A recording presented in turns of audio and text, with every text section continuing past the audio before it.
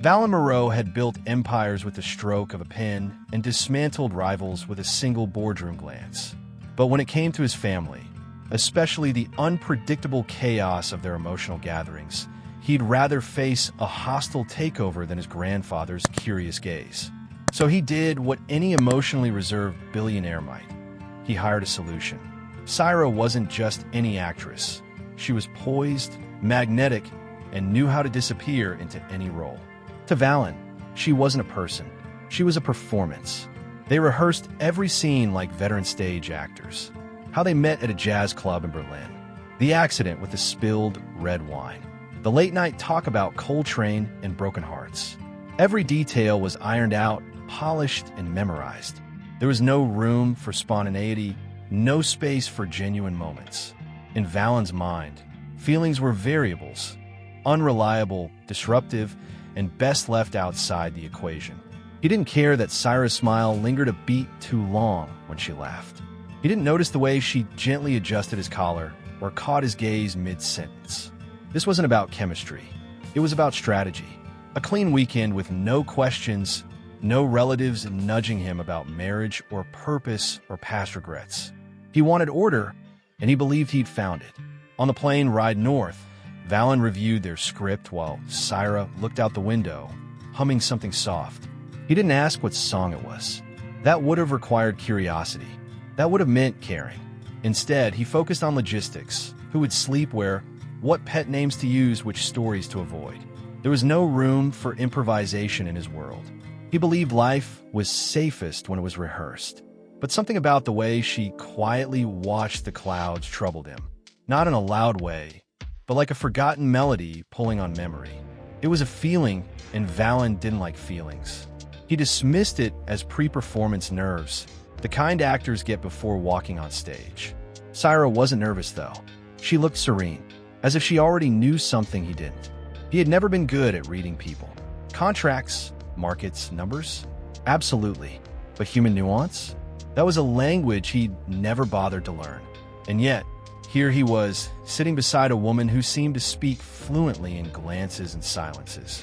He tightened his tie and looked away. This was all pretend, he reminded himself. Just pretend. Still, when the car pulled up to the family estate and the stone path twisted into view, Valen felt a tug of unease. Not fear, not regret, just uncertainty. He had controlled every part of this plan. And yet, something told him, deep down, he was about to lose control in a way he never anticipated. The family estate was a place soaked in nostalgia. Walls lined with portraits, stories embedded in every crack of the wooden floor. As they stepped through the arched doorway, Syra's laughter drifted ahead like perfume. She was radiant in her role, shaking hands, remembering names, even mimicking Valen's quirks as if they'd been together for years. Everyone was charmed. Even Valen found himself forgetting which parts of their story were rehearsed, and which parts she was making up on the spot. It was over dinner that things started to shift. By the fireplace, she leaned into him, whispering a witty remark that made his chest flutter, an unfamiliar weight. He watched as she joked with his cousins and brought warmth to rooms he hadn't felt warm in since childhood. There was something disarming about the way she stirred sugar in a tea, how she tapped her finger twice on the table before sipping. It wasn't acting anymore. It was her. Valen tried to stay focused, reminding himself this was all temporary. Yet every night, she asked him things that no one else dared.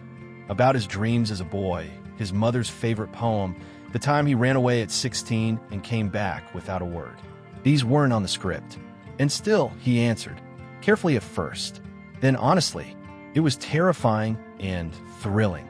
He didn't know when the smiles stopped being for show, or when he began to look forward to her quiet humming in the morning. Syra had a way of softening the edges of his day, and that terrified him more than anything. This was supposed to be fake, a performance. But how do you act your way out of a connection you never intended to build?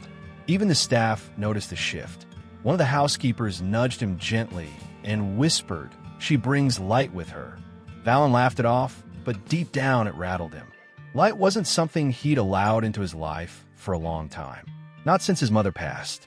Not since everything had become business. Syra wasn't part of the plan, and yet she was now at the center of it all. There was a night, just before bed, when she stood by the window wrapped in one of his old sweaters. "What scares you the most, Valen?" she asked without turning around. He opened his mouth, ready with a clever deflection, but nothing came out. Instead, silence filled the room.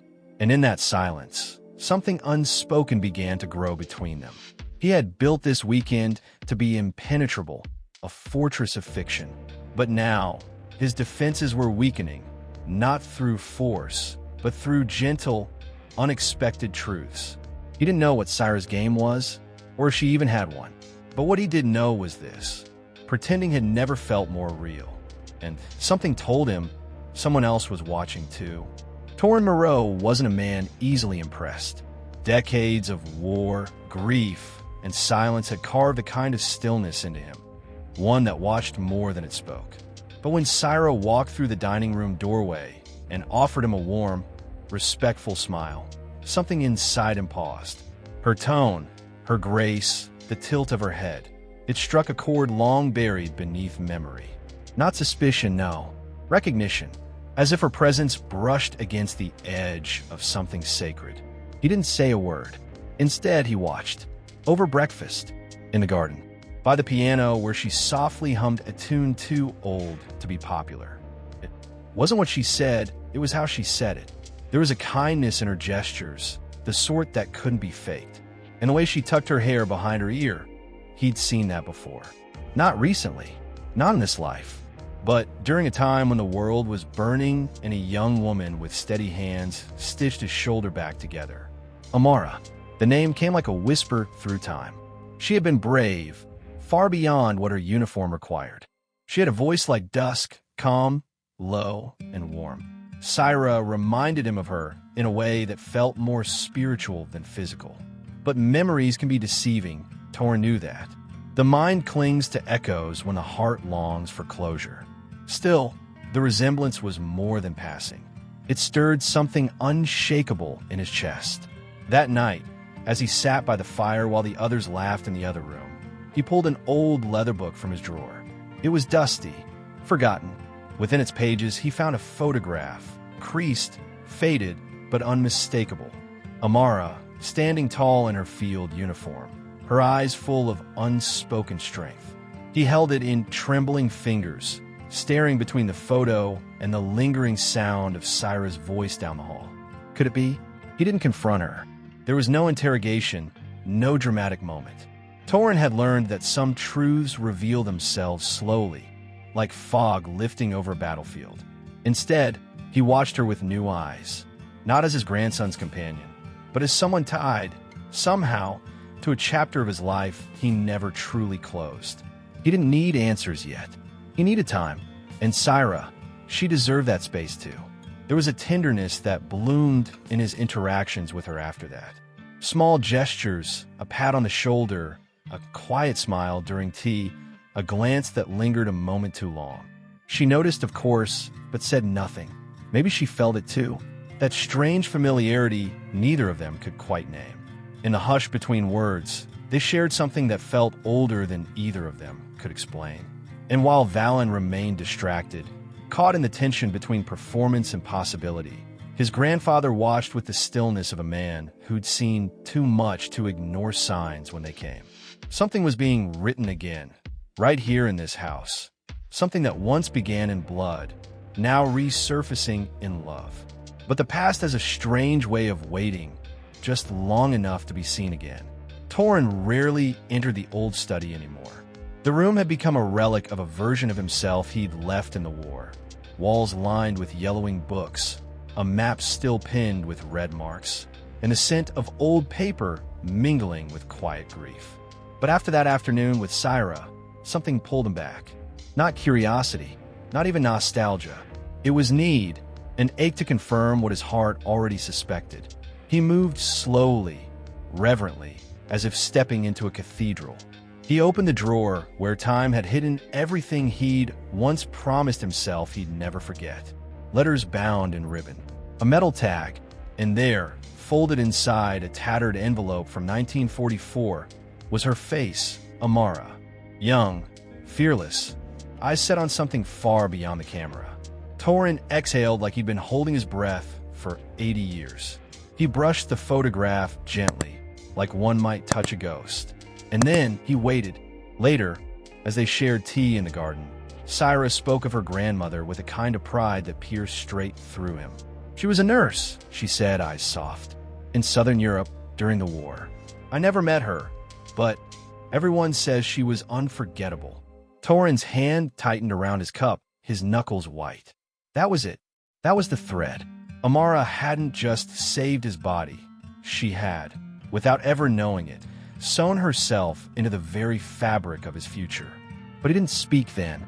Some truths, he believed, must be approached like wild animals, slowly, gently, without force. He watched her again, not as a young woman playing house with his grandson, but as the echo of someone who had changed his life in a single act of mercy. That kind of connection doesn't end in one generation. Sometimes it waits to return. Torin knew that if he spoke too soon, it would become something fragile, too real to be ignored, too delicate to hold. And yet the weight of that photo in his pocket kept his heartbeat just slightly out of rhythm. He began noticing new things. How Syra listened more than she spoke. How she reached for others before herself. Traits Amara wore like second skin. He couldn't explain it to anyone, but he didn't need to. The house, too, seemed to remember. The halls felt warmer. The old radio in the corner, which hadn't worked in years, hummed back to life one morning with a crackle of an old jazz tune.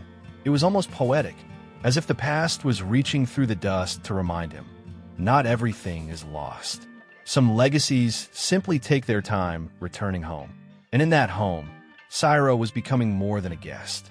She was becoming a bridge, not just between Valen and vulnerability, but between Torin and the unfinished stories of his past. He hadn't yet decided what to say or how, but he knew, without question, what she was starting to mean, and what might happen if Valen began to see her the same way. It was late when Torin asked Valen to walk with him beneath the canopy of old trees behind the house. The moon lit their path like a quiet witness, the air thick with the kind of stillness that only precedes revelations.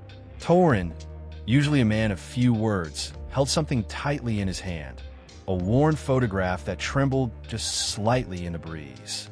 Valen, sensing the gravity in his grandfather's silence, waited. No phone, no distractions, just the rustle of leaves and breath between truths. When Torin finally spoke, his voice cracked, not with age, but with memory. She looks like her, he said, holding the photo out. Syra, she looks like the woman who saved my life. Valen took the picture carefully, his brow furrowing as he studied the faded image. It was a woman in uniform, eyes fierce yet kind, almost haunting. Her name was Amara, Torin added, and I think Syra might be her granddaughter. That moment fractured something inside Valen that he didn't know had hardened. He wasn't sure what shocked him more, the uncanny resemblance, or the way the news stirred something in him he couldn't suppress. It was as if their entire performance had suddenly gained meaning. Real weight, real blood, real history. Syra wasn't just filling a role anymore. She was connected to the very roots of his family tree, intertwining past and present like threads finally stitched into place. It wasn't just coincidence. It felt like fate in disguise. As they returned to the house, Valen saw Syra in a new light. The way she curled her feet under her on the couch, the way she smiled at his cousin's awkward jokes. Suddenly, it wasn't performance. It was presence. It was real. And now, he wasn't just protecting himself from feelings. He was standing at the edge of something sacred, something far bigger than ego or control. It was connection long overdue. Meanwhile, Syra felt the shift in the air too, not just in Valen's glances, which were now softer, searching, but in Torin's energy. He looked at her differently, like someone remembering a story they thought they'd lost. She sensed she was becoming more than a guest, and strangely, she didn't feel like an outsider anymore. She felt invited, not just into the family, but into a legacy. That night, as she walked past the study, she paused. The door was slightly ajar. Inside, the photo sat on the desk, beside a candle still flickering. She didn't go in. She didn't need to. She already knew that something unspoken had been acknowledged. And in the stillness, she felt a presence, not just of history, but of welcome. She wasn't pretending anymore. None of them were. And while words had yet to be exchanged between her and Valen about the shift, their silences grew deeper, more layered. There was something in his touch now, in the way he pulled out her chair, that spoke volumes. The script they once rehearsed had faded into memory. What remained was unwritten, but not unknown. The final night arrived with a quiet kind of magic. Candles flickering, laughter echoing through the halls, and glasses raised not just for celebration, but for something deeper. As everyone gathered, Torin stood slowly, glass in hand, and lifted it high. To the invisible forces, he said, voice steady, that guide us where we never meant to go, but always needed to be. There was a hush after that. One of those silences that folds around the soul and makes even the cynics believe in something unseen. Later, Valen found Syra standing alone in the garden, moonlight resting gently on her shoulders. For a moment, he just watched her, watched the woman who'd entered his life as a solution and became a revelation. When he finally approached, his voice was softer than he remembered it being in years. I wasn't supposed to feel anything, he said, eyes never leaving hers. But I do. She turned, smile trembling at the edges, and answered, me too. There were no fireworks, no orchestra swelling, just the quiet honesty of two people who stopped pretending. All at once, the charade melted, and what was left behind wasn't a performance. It was the start of something neither of them could define. Valen, for once, didn't try to control the next move. He let it happen. He let her happen. And in that surrender, something inside him finally exhaled. Syra touched his hand, lightly, but with intention. I didn't come here for this, she whispered, but I don't want to leave without knowing what it could be. For a man like Valen, that kind of vulnerability would have once been a threat. But now it felt like freedom. Not a risk, but a reward. A real story he never knew he was part of until it was already unfolding. Inside, Torin watched them from the window, a knowing smile pulling at the corners of his lips. The war had taken much from him, but in this strange, winding way, it had also given something back. Some stories don't end when the gunfire stops. They wait. They travel through bloodlines, through glances, through the echoes of old promises. And sometimes they come home through people you least expect. As Syra leaned her head on Valen's shoulder, both of them still unsure of what tomorrow would look like, the garden around them felt sacred.